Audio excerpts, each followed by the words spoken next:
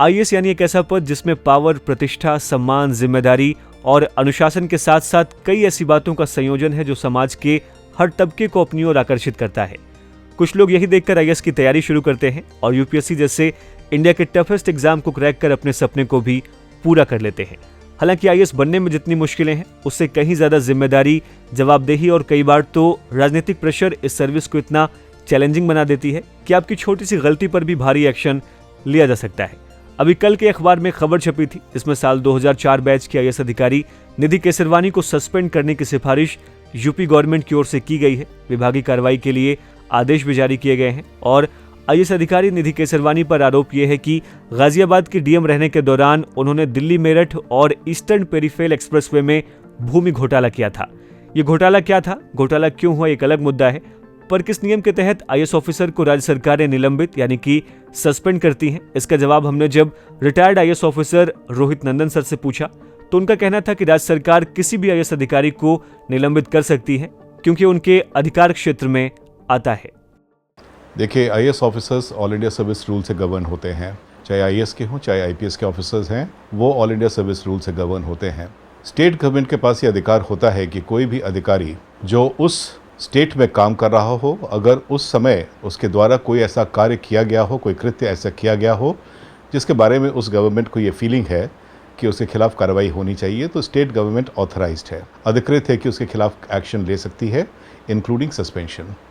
तो इस केस में जैसा कि जो रिपोर्टेड फैक्ट्स हैं उसके हिसाब से ऐसा लगता है कि गवर्नमेंट को फीलिंग हुई प्राइमा फेसाई इंक्वायरी के बेसिस पर कि कुछ गलतियां हुई हैं जिसके आधार पर कार्रवाई की जानी चाहिए और उन्होंने उस पावर को एक्सरसाइज करते हुए सस्पेंड किया हुआ है।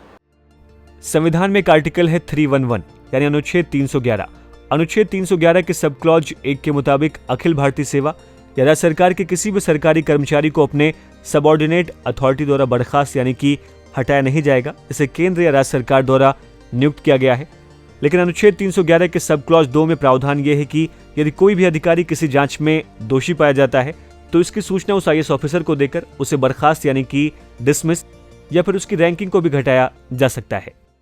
311 बेसिकली अधिकारियों को प्रोटेक्शन देता है कि उनके खिलाफ कोई ऐसी कार्रवाई नहीं हो सकती जो कि लॉ के खिलाफ हो। बेसिक प्रिंसिपल यह है कि बिना किसी प्रोसीजर को फॉलो किए हुए आप किसी अधिकारी को नौकरी से नहीं निकाल सकते, दंडित नहीं कर सकते। जो अधिकारी अधिकृत है उससे नीचे का अधिकारी किसी अधिकारी के खिलाफ कोई कार्रवाई नहीं कर सकता, न दंड दे सकता है। लेकिन यह भी अधिकार देता है कि अगर कुछ परिस्थितियां ऐसी हैं जहां पर कि राष्ट्र की सुरक्षा का प्रश्न हो या जहां पर कि इंक्वायरी करना संभव ही ना हो, वहां पर गवर्नमेंट किसी भी व्यक्ति को समरली आउटराइट डिसमिस भी कर सकती है। लेकिन 311 का बेसिक पर्पस है अधिकारियों को प्रोटेक्शन प्रोवाइड करना।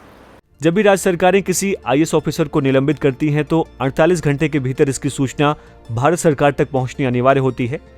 लेकिन जब भी अधिकारियों का निलंबन होता है तो अक्सर यह देखा गया है कि नौकरशाहों की ओर से राज्य सरकारों द्वारा मनमाने तरीके से उनके निलंबन और तबादलों का मुद्दा उठाया जाता रहा है और इसी को देखते हुए केंद्र सरकार ने साल 2015 में अखिल भारतीय सेवाएं अनुशासन एवं अपील संशोधन नियम के मसौदे में इस बात का जिक्र किया था कि किसी भी आईएएस या आईपीएस अधिकारी को 1 सप्ताह से ज्यादा सस्पेंड नहीं किया जा सकेगा। पर अब भी राज्य सरकारों द्वारा किसी आईएएस ऑफिसर को निलंबित कर देने के बाद उसे कितने समय के लिए सस्पेंड रखना है, इसको लेकर कोई एग्जैक्ट समय सीमा नहीं तय हो पाई है।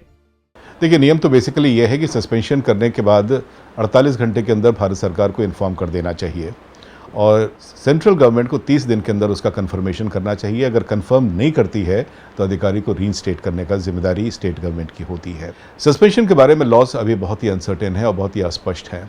अलग अलग परिस्थितियों में अलग अलग अधिकारियों के टर्म्स में अलग अलग गवर्नमेंट्स द्वारा अलग अलग तरीके की प्रक्रियाएं फॉलो की जाती हैं और इसके बारे में कोर्ट्स के ओपिनियंस भी बहुत डिफर करती हैं।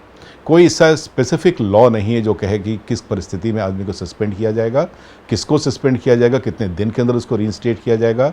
कानून के तहत एक आदमी को 1 साल तक सस्पेंड किया जा सकता है, उससे ज़्यादा भी सस्पेंड किया जा सकता है। लेकिन अगर 1 साल से ज़्यादा आप किसी आदमी को सस्पेंशन में रखते हैं तो उस केस में रिव्यू कमेटी को उसमें उसकी परमिशन देनी होती है। यही लॉ है इसका बेसिकली। जहां तक बात किसी आईएएस अधिकारी को डिसमिस किए जाने की है यानी कि उसे बर्खास्त किए जाने की है, तो आपकी जानकारी के लिए बता दें कि किसी भी आईएएस ऑफिसर की नियुक्ति राष्ट्रपति द्वारा की जाती है और भारत सरकार उसको भारतीय गजट में नोटिफाई करती है। इसलिए आईएएस ऑफिसर एक गजटेड अधिकारी होता है जिन्हें राष्ट्रपति के सिवाय कोई भी और बर्खास्त यानी कि डिसमिस नहीं कर सकता है। यह अधिकार कंप्लीटली वेस्टेड है प्रेसिडेंट में। प्रेसिडेंट के अलावा ये अधिकार किसी और में नहीं है। लेकिन प्रोसीजर यह है कि दैट जो भी कागज़ होते हैं इंक्वायरी के वो जाते हैं सेंट्रल गवर्नमेंट के पास, ministry of department of personnel में। पर्सनल डिपार्टमेंट उसको प्रोसेस करता है, उसको देखता है कि दैट उसमें इस प्रकार का केस बन रहा है कि नहीं, कि आदमी को डिसमिस किया जाए या किस प्रकार का पनिशमेंट दिया जाए। उसके बाद पब्लिक सर्विस कमीशन की सहमति ली जाती है।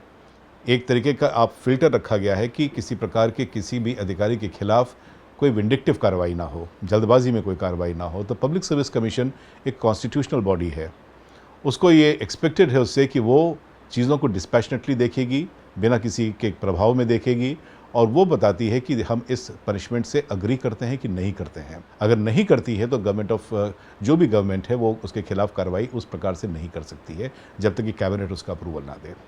कैसी लगी हमारी आज की वीडियो, इसके बारे में हम इस वीडियो के कमेंट बॉक्स में लिखना ना भूलें। यूपी जुड़ी और तमाम लेटेस्ट खबरों की अपडेट के लिए देखते रहिए हमारे चैनल बातें यूपी की।